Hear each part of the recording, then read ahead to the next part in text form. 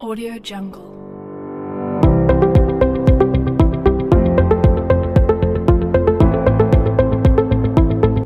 Apa yang kalian ketahui tentang lingkungan?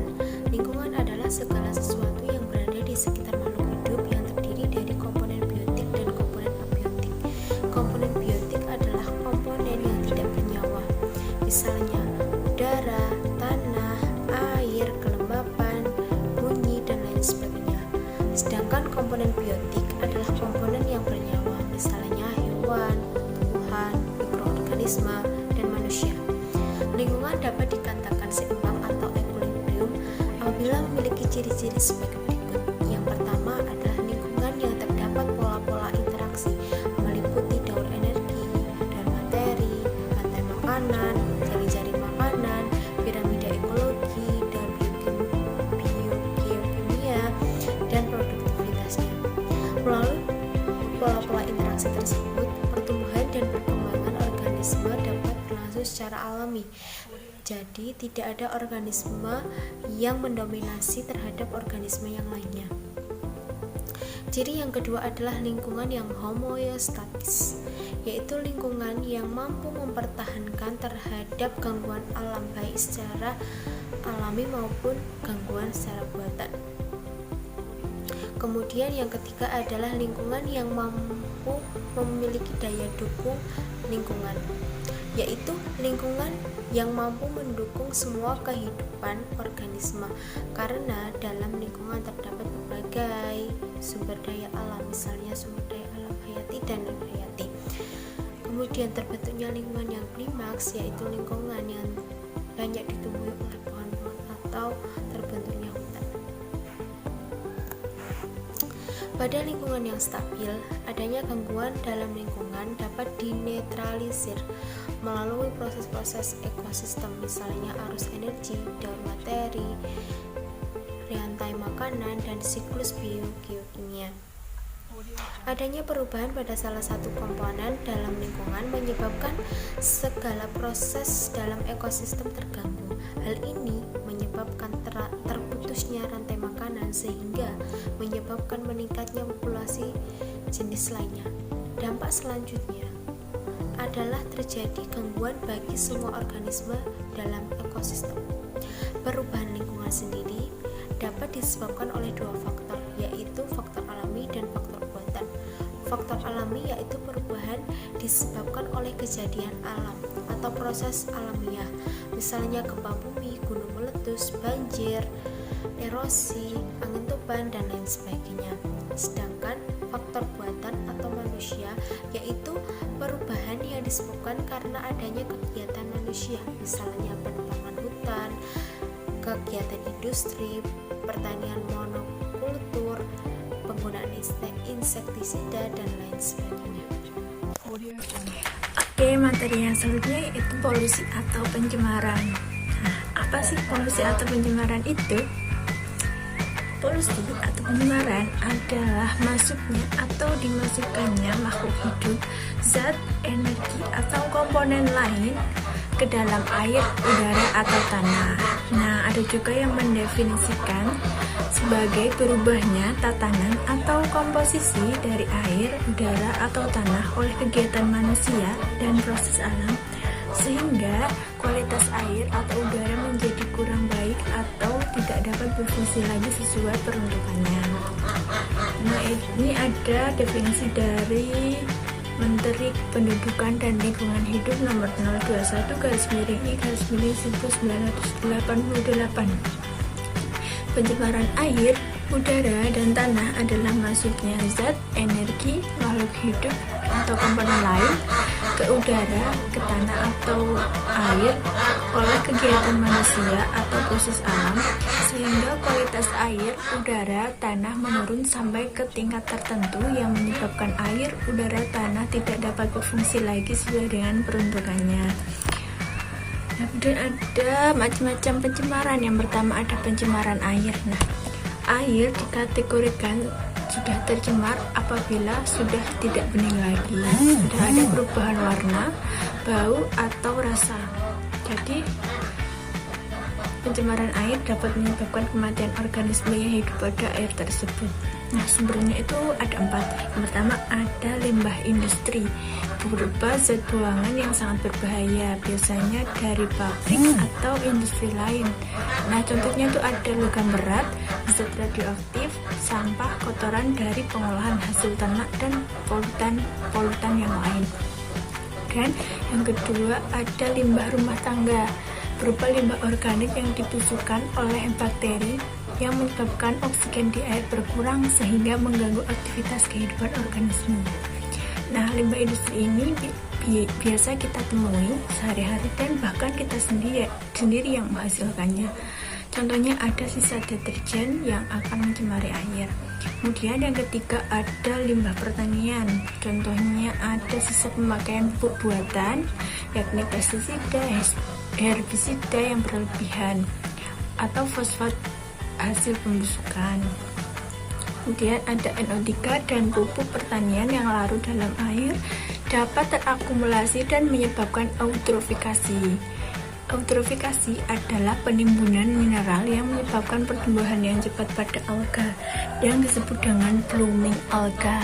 Nah, blooming alga ini biasanya terjadi pada enceng gondok.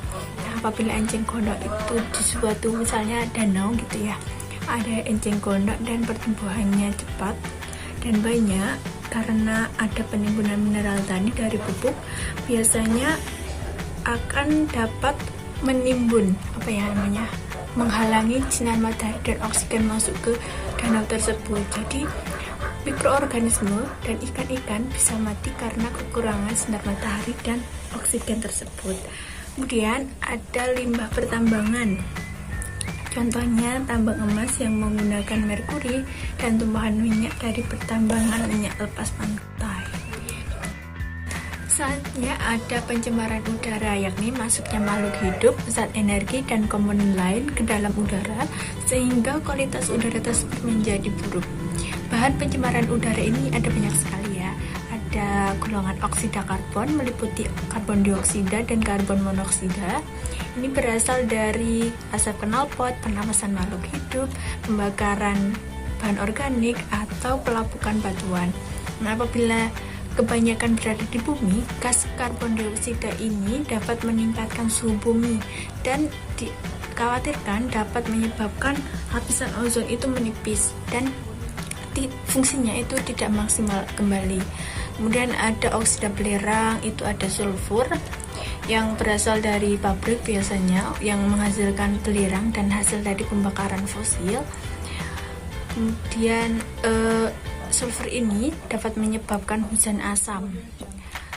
Kemudian ada oksigen nitrogen, itu NO, NO2 dan N2O. Kemudian ada komponen organik volatil, itu ada metan, benzen, CFC yang digunakan pada lemari pendingin ya, dan kelompok bromin. Kemudian ada substansi partikel, debu, tanah, dioksid, logam, asam sulfat, dan lain-lain. Kemudian ada substansi radioaktif dan suara. Kemudian yang selanjutnya ada pencemaran tanah. Nah, pencemaran tanah dapat menyebabkan kehidupan organisme tanah mengalami gangguan, baik sifat kimia, fisika, atau biologi, sehingga pertumbuhan tanaman terganggu dan keseimbangan fisiologis tanah terpengaruh dan berubah. Contohnya adalah pada tanah hasil bekas pertambangan. Jadi, bekas pertambangan itu harus ada reboisasi agar kondisi tanah tidak tercemar. Sumber pencemaran tanah ada limbah industri, limbah rumah tangga, dan limbah pertanian. Seperti pada pencemaran yang air dan udara ya. Kemudian ada pencemaran suara. Pencemaran suara ditimbulkan oleh suara bising mesin-mesin pabrik, mesin pesawat terbang, kereta api, motor, dan mesin instalasi. Suara yang berkekuatan 80 desibel sudah dapat menimbulkan kebisingan. Pencemaran suara dapat mengganggu pendengaran, meningkatkan kerja jantung, dan menimbulkan stres. Apalagi pada orang yang memiliki gangguan pendengaran. Apabila dia mendengarkan suara dengan desibel tertentu, dapat menyebabkan telinganya sakit. Itu termasuk pencemaran suara. Selanjutnya saya, Faridatun Nasya, akan menjelaskan tentang pelestarian lingkungan. Etika lingkungan adalah kebijakan moral manusia dalam bergaul dengan lingkungannya. Pentingnya etika lingkungan agar segala aktivitas yang berhubungan dengan lingkungan dipertimbangkan secara cermat sehingga keseimbangan lingkungan tetap terjaga. Adapun beberapa prinsip yang harus diperhatikan dalam penerapan etika lingkungan adalah sebagai berikut. Manusia merupakan bagian dari lingkungan yang tidak dapat dipisahkan, sehingga perlu menyayangi semua kehidupan lingkungan. Lingkungan tersedia untuk semua makhluk hidup, sehingga perlu dijaga kelestariannya, keseimbangannya, dan keindahannya. Sumber daya alam bersifat terbatas, sehingga harus dipelihara dan bijak dalam pemanfaatannya. Berusaha memperbaiki kualitas kehidupan yang sesuai dengan kondisi alam. Aktivitas manusia dapat berpengaruh terhadap alam sehingga hubungan manusia dan alam harus saling menguntungkan. Adapun upaya yang dilakukan pemerintah dalam usaha mengelola lingkungan hidup, pemerintah mengeluarkan berbagai kebijakan dan peraturan untuk mendorong pelestarian lingkungan. Tujuannya adalah untuk mencegah kerusakan hutan, meningkatkan kualitas hidup, dan menindak para pelanggar. Dasar hukum pelestarian lingkungan antara lain adalah UU Pokok Agraria nomor 6 tahun 1960 yang mengatur tentang tata guna tanah. Ada UU nomor 4 tahun 1982 tentang ketentuan-ketentuan pokok pengelolaan lingkungan hidup. Memberlakukan peraturan pemerintah RI nomor 24 tahun 1986 tentang AMDAL atau analisis mengenai dampak lingkungan. Pada tahun 1991, pemerintah membentuk Badan Pengendali Lingkungan dengan tujuan pokoknya yaitu menanggulangi kasus pencemaran, mengawasi bahan berbahaya dan beracun atau B3, melakukan penilaian analisis mengenai dampak lingkungan atau AMDAL, dan pemerintah mencanangkan gerakan menanam 1 juta pohon. Kita akan membahas mengenai limbah. Jadi, apa sih itu limbah? Limbah adalah suatu bahan atau barang, sisa atau bekas dari sebuah kegiatan ataupun proses produksi yang fungsinya sudah berubah atau beralih dari aslinya. Menurut WHO, limbah merupakan suatu yang tidak berguna, tidak dipakai, ataupun tidak disenangi lagi, sehingga suatu tersebut itu dibuang dan berasal dari kegiatan manusia dan tidak terjadi dengan sendirinya. Jadi melalui proses sehingga barang tersebut bisa menjadi sebuah limbah. Selanjutnya ada jenis-jenis limbah. Jenis-jenis limbah ini dibagi menjadi 2, yakni jenis-jenis limbah berdasarkan senyawanya dan berdasarkan bentuknya. Jenis-jenis limbah berdasarkan jenis senyawa. Selanjutnya, jadi limbah organik. Yang pertama ya, limbah organik itu limbah yang dapat diuraikan secara alami. Jadi melalui proses yang alamiah itu dari proses alam. Contohnya seperti sisa hewan dan tumbuhan. Kemudian untuk limbah organik, yang kedua, limbah anorganik ini berasal dari sumber daya alam yang tidak dapat diperbaharui dan sulit diuraikan secara alamiah oleh mikroorganisme. Seperti contohnya itu plastik. Itu karena plastik ini paling umum ya contohnya. Jadi untuk plastik itu susah untuk diuraikan secara alami, butuh waktu yang sangat lama. Bahkan bisa sampai berjuta-juta tahun ataupun beratus-ratus tahun. Kemudian ada limbah B3. Jadi limbah B3 ini limbah yang dapat mencemarkan, membahayakan lingkungan dan makhluk hidup seperti bahan peledak, beracun, mengoksidasi, dan lain sebagainya. Contohnya seperti aki, baterai yang mengandung bahan-bahan atau senyawa kimia yang berbahaya. Kemudian ada jenis-jenis limbah berdasarkan wujudnya, dibagi menjadi 3. Yang pertama yakni limbah padat, yang kedua limbah cair, dan yang ketiga adalah limbah gas, di mana limbah padat ini merupakan limbah yang bentuknya berupa padatan. Begitu juga dengan limbah yang lain berupa limbah cair berupa bentuk cairan, yang ketiga adalah limbah gas berupa gas bentuknya. Salah satu contoh dari limbah padat yang banyak itu adalah plastik, sampah botol, sampah kemasan produk, dan lain sebagainya. yang berupa padatan. Kemudian untuk limbah cair, bentuknya berupa cairan seperti air buangan deterjen, bekas cucian, dan lain sebagainya. Kemudian untuk limbah cair itu tadi adalah limbah yang contohnya adalah air bekas cucian, air deterjen itu yang biasa dibuang di kali-kali, sungai-sungai yang membuat menjadi kotor dan menjadi tercemar airnya. Kemudian untuk limbah gas itu berupa gas buangan, contohnya berasal dari pabrik. Kemudian agar limbah-limbah tersebut tidak menumpuk, jadi ada salah satu cara sehingga limbah-limbah tersebut dapat dimanfaatkan kembali. Salah satunya adalah dengan cara mendaur ulang limbah. Cara mendaur ulang limbah ini ada beberapa langkah atau prosesnya.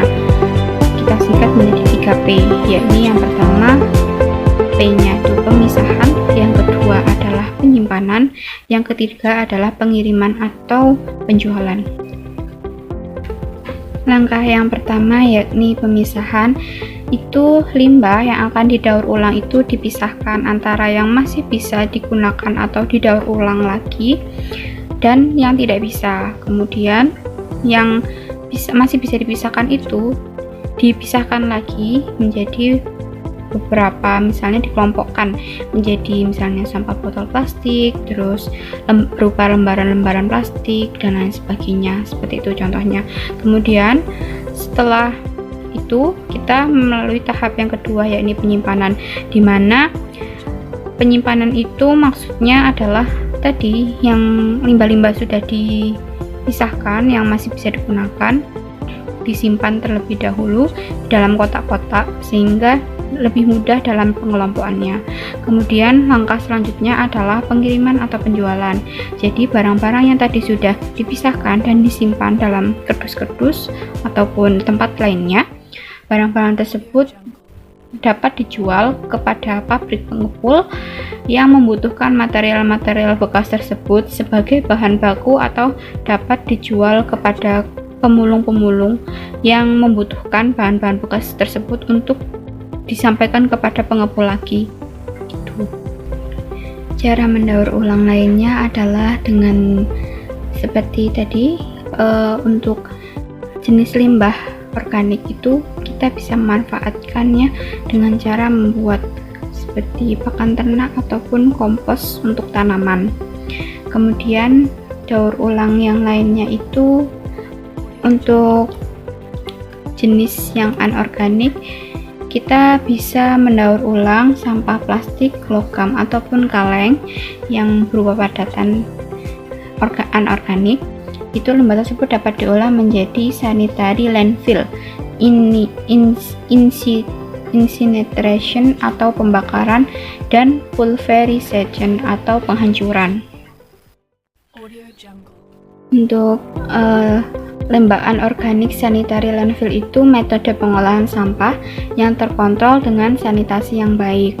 Kemudian untuk incineration sampah itu pengolahan limbah anorganik dengan cara dibakar. Hasil pembakarannya itu berupa gas dan residu pembakaran, seperti membakar sampah seperti itu. Untuk yang ketiga adalah pada pulverization atau penghancuran sampah yang dilakukan di dalam mobil pengumpul sampah yang telah dilengkapi dengan alat pelumat sampah.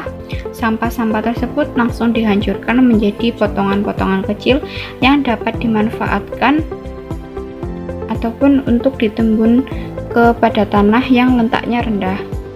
Itu. Selanjutnya, mungkin dari siswa ada yang ingin ditanyakan mengenai materi tersebut ataupun mengenai bagaimana pemanfaatan limbah B3. Mungkin begitu bisa dijadikan pencarian ilmu tambahan mengenai bab materi kali ini. Sekian, terima kasih. Wassalamualaikum warahmatullahi wabarakatuh.